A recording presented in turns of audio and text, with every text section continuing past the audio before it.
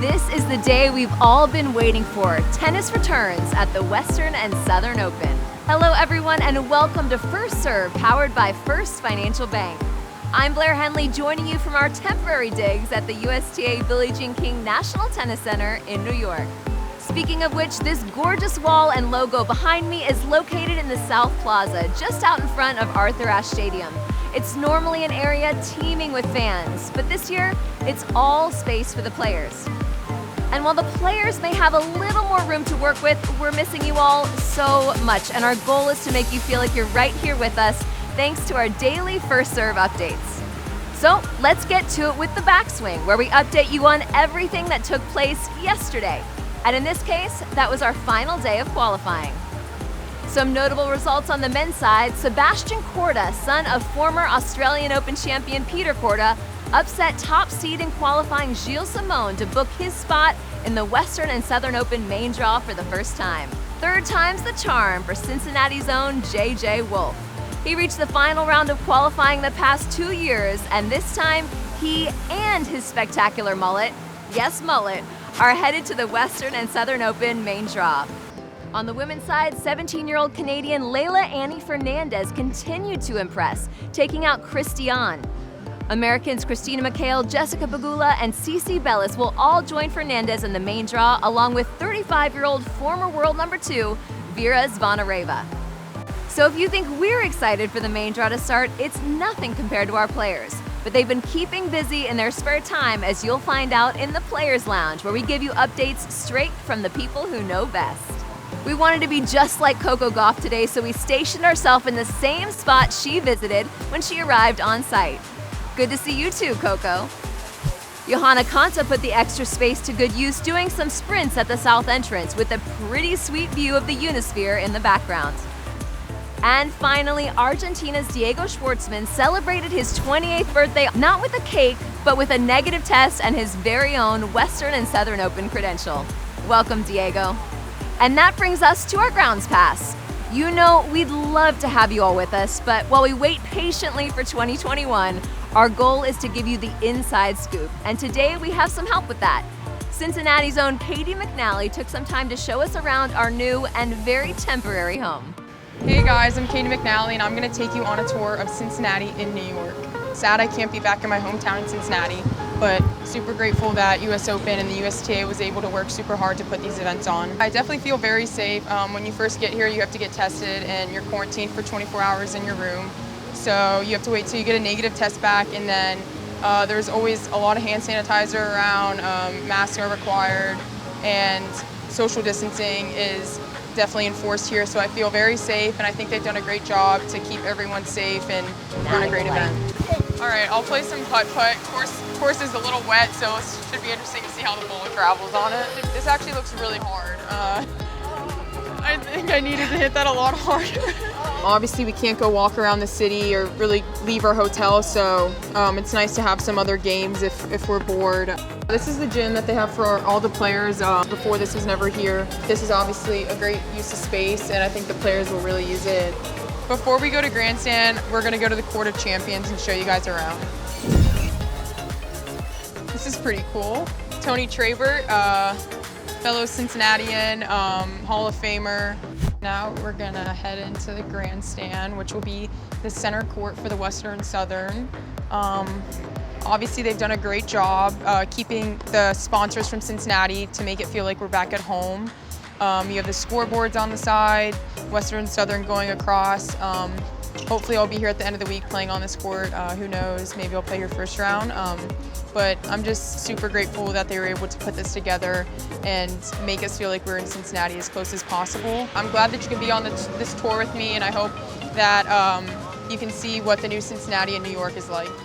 Next up, it's time for the rally, where you all get to sit in on some of our favorite interviews from New York.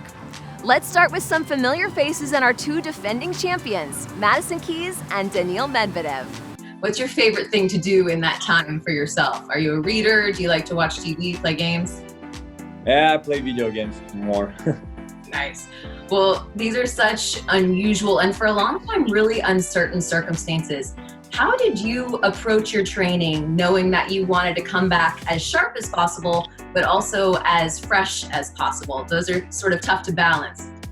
Yeah, it's true. It's really tough to balance, especially without knowing for sure what's going to happen, because finally Cincinnati is going to be the first ATP tournament on the list, but we never knew, when Indian Wells got cancelled. Everybody thought, okay, so we're going to play Rome, Madrid, and clay court season. Well, it was not the case. So it's never easy to know when you have to stop for some time, when you have to continue practicing. So I think I made a good balance, but of course, a first tournament is not going to be easy for anyone. We will miss seeing you on our courts, but we wish you the best of luck in a place where you've also had a good bit of success. Thanks so much, Daniil. You've had a lot of time at home, and I know you also have some interior design skills, if I'm remembering correctly. So I'm curious, does the Rookwood Cup have a special place in the Keys home? It does. It is on my trophy shelf in my office. I was very excited. My grandma tried to steal it from me because she wanted to use it as a vase, but I got to hang on to it. Amazing. It does make a good vase, right? It's a multi-purpose trophy, if you will.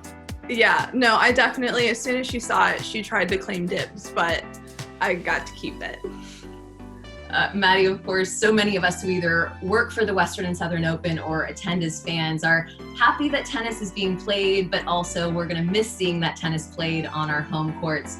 What do you think you're going to miss the most about playing at the Lindner Family Tennis Center? I have always said that the Western Southern Open is one of my favorite tournaments to play in. It's as close to home as I get to play, and it just feels very familiar, which I love. I also love that there's a Graders right around the corner. But I love all the fans. I've been there for so long that I feel like I have a really great fan base, and everyone is always so supportive of me, so I'm really gonna miss that. Maddie, great memories for you. They're also great memories for us. We're excited to make some new, different memories in New York in the coming week. Best of luck. And now, the main event. Main draw play is kicking off today, and as the kids say, it's straight fire.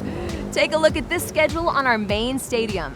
In her Cincinnati debut, 16-year-old Coco Gauff will take on 13th seed Maria Sakkari, followed by two-time Western and Southern Open champion Andy Murray taking on Frances Tiafoe. Next up, it'll be Venus Williams at 40 years young, facing 20-year-old Diana Yastremska.